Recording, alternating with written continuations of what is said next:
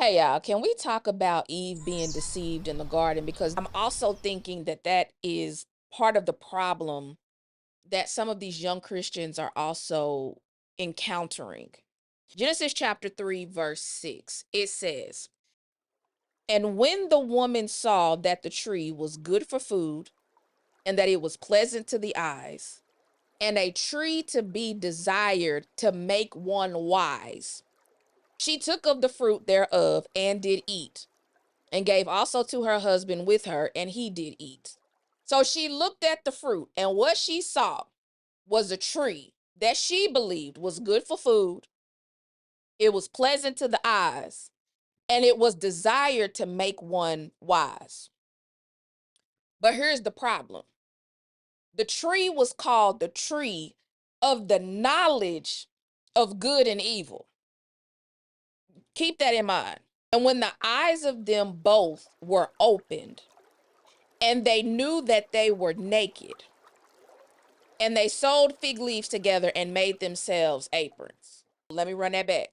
The tree of the knowledge of good and evil, Eve thought was going to make her wise, and it did not.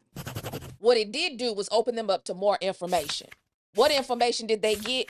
They were naked. Wisdom requires you to know what to do with your nakedness, why you're naked, and God's plan for why y'all ain't got no clothes on. Wisdom requires that. All they got was the information. When it comes to what I'm seeing in the trends with a lot of young Christians, is the fact that they have a lot of information, they don't have wisdom. Wisdom comes from God. That's how come Eve could not get it from the tree. It was the tree of knowledge of good and evil, not the tree of wisdom.